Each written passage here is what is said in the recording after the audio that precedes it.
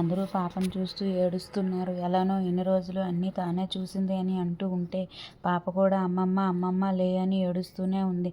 అన్ని కార్యక్రమాలు చేసి స్వరూప దగ్గరికి వెళ్ళి పాపకన్నీ నువ్వే అవ్వాలి రూపా, అమ్మ కూడా లేదు, బెంగ పడకుండా చూడాలి, నేను పొద్దున్న వెళ్తే రాత్రి అవుద్ది, నీదే బాధ్యత అని చెప్తూ ఉంటే భర్త ముందు సరే అన్నది. పిల్లల్ని స్కూల్లో దింపాడు. టీచర్ పిలిచి రాజశేఖర్ గారు పాప పేరు రిజిస్టర్ చేయాలి కదా, మీరు ఇప్పటి వరకు పేరే చెప్పలేదు అని అంటే, నా మేనకోడలు పుడితేనే తల్లిని పోగొట్టుకుని కష్టాలు తెచ్చుకుంది, ఇక మీదైనా రాణిలా బ్రతకాలి టీచర్, రాణి అని రాయండి అని చెప్పి ఆఫీస్కి వెళ్ళిపోయాడు. స్వరూప వాళ్ళ పిల్లల్ని ఒకలా రాణిని ఒకలా చూస్తుంది. పెట్టే తిండి దగ్గర నుండి అన్నిటి దగ్గర నుండి. స్కూల్ నుండి రాగానే అమ్మ రాణి, అవంతి పెద్ద క్లాస్ కదా, కొంచెం ఈ పని చేసి పెట్టు అని చెప్పడం, రాణి కూడా సరే అత్తమ్మ అని చేయటం. మామయ్య నేను అమ్మమ్మ ఉన్నప్పుడు పడుకునే కదా ఆ మంచం మీద నిద్రపోతాను, అమ్మమ్మ నాతో ఉన్నట్టుగా ఉంటుంది అనగానే స్వరూప గురించి తెలిసి సరే నువ్వు అవంతి పడుకోండి సరేనా అని అన్నాడు. అవంతి ఎందుకండి, వద్దు, తనకి పడుకోవాలని అనిపిస్తే పడుకోనివ్వండి అని అంది. ఏమీ కాదు మావయ్య, నేను పడుకుంటాను అని ఒక్కతే రూమ్లో అమ్మమ్మతో ఉన్న జ్ఞాపకాలని తలుచుకుంటూ నిద్రపోతూ రోజులు గడుస్తున్నాయి. రాణిని చూస్తూ ఏదో ఒకటి అనడం, తిట్టడం, దెప్పి పొడవడం, మళ్ళీ ఇవన్నీ మీ మామకి చెప్తే ఏం చేస్తానో చూడు అని బెదిరించడం. రాణి కూడా రాజశేఖర్ గారితో ఏమీ చెప్పకుండా అత్త చెప్పినదే చేస్తూ పెట్టినది తింటూ ఉన్నది. అప్పుడప్పుడు పక్కనే రంజిత ఫ్రెండ్ రజని ఉంటుంది. అప్పుడప్పుడు అక్కడికి వెళ్ళి కూర్చుంటుంది. రజని కూడా తెలుసు స్వరూప బాగా చూడదని. రాణి తిన్నావని అడిగితే రజని మిషన్పై బట్టలు కుడుతూ అక్కడే తన పని కూర్చొని ఉన్న రాణితో హా తిన్నా పిన్ని అని అంది. అవంతి అరుణ్ ఏం చేస్తున్నారని అడిగింది. అరుణ్ ఫ్రెండ్స్తో వెళ్ళాడు, అవంతి అత్త కలిసి బయటికి ఎక్కడికో వెళ్ళారని చెప్పింది. ఏం తిన్నావు అంటే చెప్పింది. లలితమ్మ ఉన్నప్పుడు పిల్ల బాగుండేది, ఇప్పుడు చూడు సగం అయిపోయిందని అనుకొని వచ్చినప్పుడల్లా ఏదో ఒకటి తినడానికి వద్దు అన్నా ఇస్తూనే ఉంటుంది రజని. దసరా సెలవులు రావడంతో రూప పిల్లల్ని తీసుకొని అమ్మగారింటికి వెళ్తామని రెడీ అవుతుంది. రూపారాణి కూడా వస్తు కదా అని అంటున్నారు. మా అమ్మగారు ఏమాత్రం సత్రం నడపట్లేదని అండి. అదేంటి రూప, అరుణ్ అవంతితో పాటు రాణి కూడా అని అనగానే మనకి మన వాళ్ళకి అక్కడ మా తమ్ముడు పిల్లలు చెల్లి పిల్లలు ఉంటారు, అందరికీ అంటే వాళ్ళ కష్టం అవ్వదు అని అంటే ఒక పిల్ల ఎంత తింటుంది రూపా, అయినా తిండి పక్కన పెట్టు, 10 రోజులు నేను కూడా రాత్రికి వస్తాను, ఒక్కతే ఎలా ఉంటుంది చెప్పు అని అంటే, ఏమండి ఇది మన ఇల్లు, మనం ఇష్టం వచ్చినట్లు మీరు చెప్పింది నేను వింటా, కానీ మా పుట్టింటికి ఎలా తీసుకెళ్తా, వాళ్ళు ఏమనుకుంటారు అని అనగానే అంతమంది పిల్లల్లో ఒక పిల్ల బరువు అవుద్దా మీకు అని మనసులో అనుకుని సరే పదండి మిమ్మల్ని బస్సు ఎక్కిస్తానని రాణి చూస్తుండగానే స్వరూప పిల్లల్ని తీసుకొని వెళ్ళింది. పిల్లలు కూడా టాటా రాణి, మేము అమ్మమ్మ వాళ్ళ ఇంటికి వెళ్తున్నామని నవ్వుతూ వెళ్ళిపోయారు. రాజశేఖర్ గారు వాళ్ళని దింపేసి వచ్చి రాణిని చూస్తూ దుఃఖం వచ్చింది. అలా కుర్చీలో కూర్చున్నాడు. మామయ్య రాణిని పిలిచి, రాణి అరుణ్ అవంతి వాళ్ళ అమ్మమ్మ ఇంటికి వెళ్ళారు, నీ అమ్మమ్మ ఇల్లు ఇదే కదా, అందుకే నువ్వు ఇక్కడే ఉండాలి సరేనా అని అన్నాడు. సరే మావయ్య అని అంది. నేను ఆఫీస్కి వెళ్ళి వస్తాను, నువ్వు రజని పిన్ని దగ్గర కూర్చుంటావా నేను వచ్చే వరకు అని అన్నాడు. సరే అంది. రజనికి చెప్పి తినడానికి ఒక బాక్స్ పెట్టి సతాయించుకు పిన్ని, నిన్ను బుద్ధిగా కూర్చో సరేనా అని చెప్పి వెళ్ళిపోయాడు.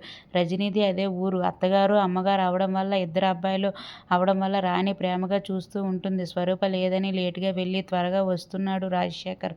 అత్తారింటి నుండి పండక్కి రమ్మని ఒకటే ఫోన్లు వస్తుండడంతో వెళ్ళడం ఇష్టం లేక, మీరు వచ్చే రోజు ఫోన్ చేయండి, బస్టాండ్కి వస్తానని చెప్పాడు.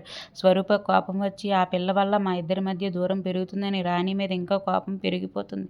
రాగానే రాణితో మాట్లాడడం మానేసింది. 4 సార్లు పిలిస్తే ఏంటి కసురుతుందని రాణి భయంగా పిలవడం మానేసింది. అవంతి పెద్ద మనిషి అయిందని పుట్టింటి వాళ్ళందరూ వచ్చారు, ఘనంగా ఫంక్షన్ చేశారు. రోజులు గడుస్తున్నాయి. ఒకరోజు స్వరూప చెల్లి పిల్లలు అన్న పిల్లలు వచ్చారు స్వరూప ఇంటికి సెలవులకి. పిల్లలు రండి రా, భోజనం అయ్యాక ఆడుకోవచ్చులే అని పిలిచింది. వాళ్ళతో పాటు రాణి కూడా వచ్చింది. ఏ రాణి ఇట్రా, నీకేం తొందర, ఇప్పుడే వాళ్ళు తిన్నాక తిందువు అని గదిమింది. సరే అత్త అని బయటికి వెళ్ళిపోయింది. వాళ్ళు తిన్నాక పిలిచి, అత్త అన్నం బాగా చల్లగా ఉంది అని అంది. రాత్రి అన్నం బాగా మిగిలింది, అందరికీ తలా కొంచెం పెట్టాను, అన్నం వేస్ట్ చేయొద్దు కదా అని అంటే, అవునత్త అని. రాణికి ఏమీ తెలియదు, అమాయకురాలు, ఏది చెప్తే అది నమ్ముతుంది, పిచ్చిపిల్ల అనుకొని స్వరూప. కానీ రాణికి తెలుసు అత్త ఏమి వండిందో, పాయసం చేసి కూడా తనకి ఇవ్వలేదని తెలిసినా కూడా అమ్మమ్మ చెప్పిన మాటలు మనసులో పెట్టుకొని పెట్టినది తింటూ చెప్పినది చేస్తూ తిరిగి మాట అనకుండా ఉండడం అలవాటైపోయింది. అరుణ్ కొంచెం పెద్దోడు కాబట్టి రాణిని చూసి పాపం అనేవాడు. బయట నుండి ఏదో ఒకటి కొని తెచ్చి రాణికి అవంతికి ఇస్తుండేవాడు. పెద్ద క్లాస్ అని రాజశేఖర్ హాస్టల్లో వేశాడు. మరిన్ని రోజులు గడుస్తున్నాయి. రాణికి ఒకరోజు ప్రొద్దున్నే ఏదో తేడాగా అనిపించి అత్తకి చెప్పింది. అమ్మో! ఇప్పుడు ఎలా బోలెడు ఖర్చు అని. ఎవరికీ చెప్పకు. ఇదిగో ఈ డ్రెస్ మార్చుకుని డ్రెస్ వేసుకొని రూమ్లోకెళ్ళి భోజనం తెస్తాను. సరేనా? ఇక్కడే ఉండు. సరేనా? అని అంది. రాజశేఖర్ గారికి విషయం చెప్పింది. చాలా సంతోషపడ్డాడు. అందరినీ పిలువు రూపా, అవంతికి చేసినట్టే ఫంక్షన్ చేద్దామని అంటూ ఉంటే పెద్ద గొడవ చేసింది. వాళ్ళ నానమ్మకి కబురు పెట్టండి. వాళ్ళు తీసుకెళ్ళి ఫంక్షన్ చేసుకుంటే చేసుకోనివ్వండి. పుట్టిన దగ్గర నుండి మనమే కదా అన్నీ చూస్తున్నామని అంటే, ఇన్నేండ్ల నుండి రానిది ఇప్పుడు వస్తారా రూపా? నేనే ఎన్నిసార్లు రాయను వాళ్ళకి కూడా. వాళ్ళ బిడ్డనే కదా, మనం చేద్దాం చేయవలసినవన్నీ అంటే స్వరూప్ ఒప్పుకోలేదు. ఆ గొడవ కోపంగా బయటికి వెళ్ళిపోయాడు రాజశేఖర్. అప్పుడు అర్థమైంది రాణికి తాను పెద్ద మనిషి అయిన విషయం. అవంతికి అప్పుడు ఏం చేశారో, అత్త ఎంత బాగా చూసుకుందో, తనని ఎలా చూసుకుందో గుర్తొచ్చాయి. ఒక్కతే రూమ్లో ఒక మూల కూర్చొని నాకు అమ్ముంటే ఇలా ఉండేదా అని వెనక్కి వెక్కి వెక్కి ఏడుస్తూ అమ్మమ్మని తలుచుకుంటూ స్వరూప కూడా గట్టిగా అరుస్తూ వంటింట్లో నుండి మహాతల్లి తల్లి గండంన పుట్టి తల్లిని చంపింది. ఇప్పుడు మేనమామ ఇంట్లో చేరి మాకు గొడవలు పుట్టిస్తుంది. అప్పుడే అనాథాశ్రమంలో వేద్దామంటే ఆ చచ్చి ఆవిడ వింటే కదా. ఆ మహాతల్లికి ఏంటి, చచ్చి స్వర్గానికి పోయి మాకు అంటగట్టిపోయిందని తిడుతూ ఉంటే రాణికి వినపడి ఏడుస్తూనే, ఎందుకో రాణి కనబడలేదని రజిత తను ఒకసారి చూసి వెళ్దామని వచ్చి స్వరూప తిట్లు విని అక్కడే నిలబడి ఇంత ఘోరంగా ఉంటుంది అనుకోలేదు.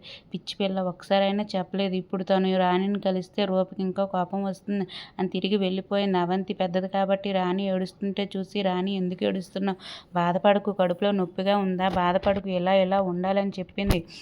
ఒకరోజు రాణి రజనీ దగ్గరికి వెళ్ళింది. రాజశేఖర్, రూపవంతి నేనున్నాను, ఇదిగో ఈ లడ్డూ తినవే, అమ్మమ్మ పంపింది అని అవంతికి ఇచ్చింది. మాటలో మాట వచ్చి అవంతి, అమ్మ నువ్వు ఏది స్పెషల్ చేసినా రాణికి పెట్టవు ఏంటమ్మా, తనకు తెలియదని నువ్వు అనుకుంటున్నావు కానీ తనకు తెలుసమ్మా, కానీ నేను తిరిగి అడగదు.